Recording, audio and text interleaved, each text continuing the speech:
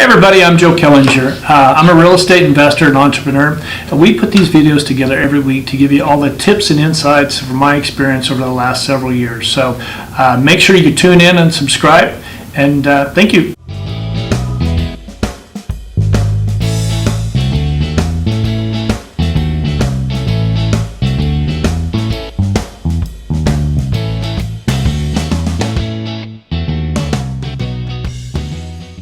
We have been doing a few videos on 1031 exchanges, and people have been reaching out asking about how to increase their tax bases. And so, again, it's a little above my pay grade, so I asked George Pino from Commercial Brokers International to come in and really walk us through the whole process. But I think we need to start with, first and foremost, George, what it is. Absolutely. A true definition. Yep. Absolutely, and first I want to start off actually by saying thank you for having me again over here. And this is actually a topic. You give good information. So. Well, it's a topic that actually has come up several times, not just with clients of mine, but also with other agents that have reached out to me. And basis essentially means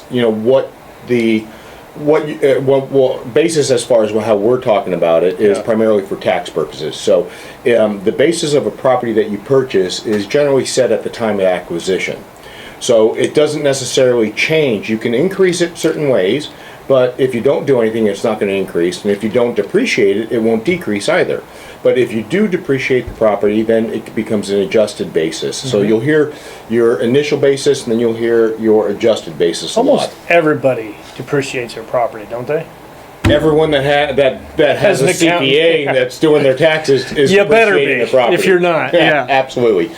So, and there's definitely different ways to do that. So, and we're going to keep it simple here because I'm a firm believer in that. And so I'm going to use some pretty round numbers, and I'm also going to round some of the numbers up. Okay. So, when we talk about basis, let's say we just bought a property for $1 million, and I'm not going to get into let's separate the value of the land versus the building size. We're just going to assume the building value is $1 million. And so that is your initial basis when you acquire the property. Okay. Now, if it's a commercial property, you're going to basically depreciate that over a 39-year period. Residential, potentially up to 27 years or 30 years. Now, what we're doing is just rounding up. Let's say it's 40 years for a commercial property. So that means that on a $1 million basis, you're going to depreciate that roughly $25,000 a year. So that means that $25,000 of the income is a potential tax write-off on the depreciation side of it. Yep. Now, that then means more added money in your pockets. If you're let's say you are a independent contractor or self-employed, you could potentially, if you're living in certain states that have higher income tax brackets, you could potentially be paying 50% of your income in taxes. Yep. So a $25,000 tax depreciation actually equates to $12,500 in your pocket. So, which is great. It's even better if you can make it higher. So that's what we want to talk about, because as you depreciate the property, the basis goes down. Now, how can you increase the basis?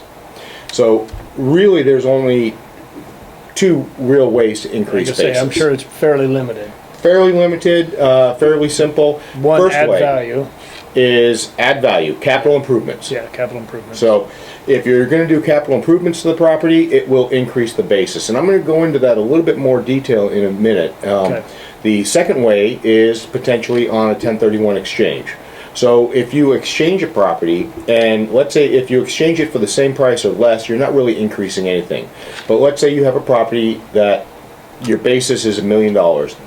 You sell that property at $2 million because you bought it and you gained appreciation. Now on a 1031, your basis transfers, so it's not like it automatically jumps to $2 million. The $1 million will transfer. To increase your basis, you can actually then buy something for more than what you sold the previous property for. So let's say you sell that property for $2 million and you buy another property for $3 million. Now your basis doesn't automatically jump to $3 million, but the differential between that 2 and the 1, or the 2 and the 3, the $1 million, will increase your basis that amount.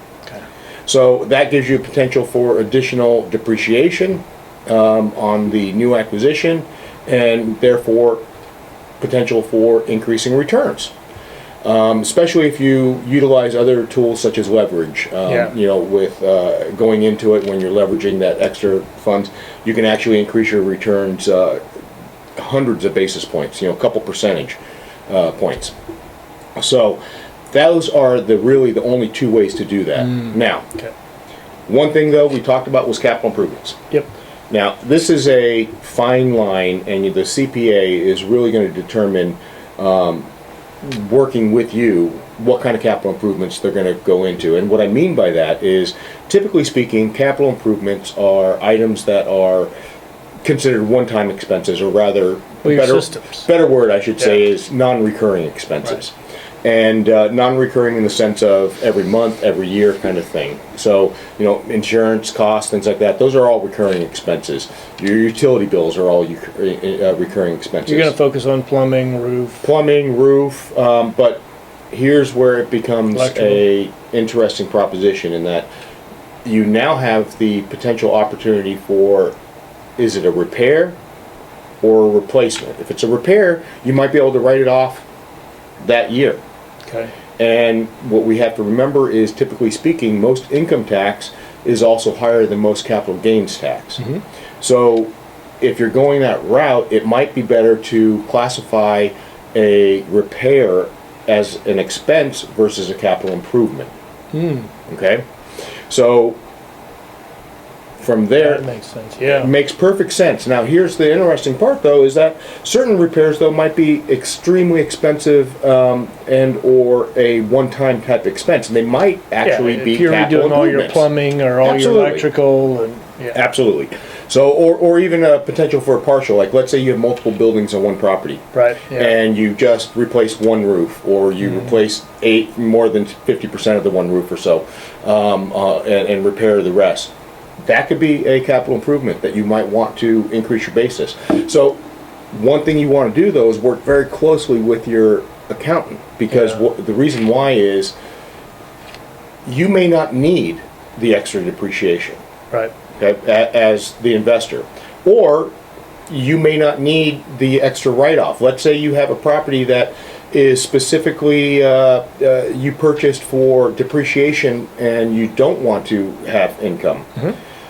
So at a certain point, your expenses for major replacements, you may want to capitalize those, because if you're Sure. already at zero sense. income, Yeah. capitalize the larger expenses that were replacements, and therefore you can increase your basis and you get the full tax benefit versus just putting money into something that you're not going to be able to write off anyways that year, because you've already used all your deductions that you could.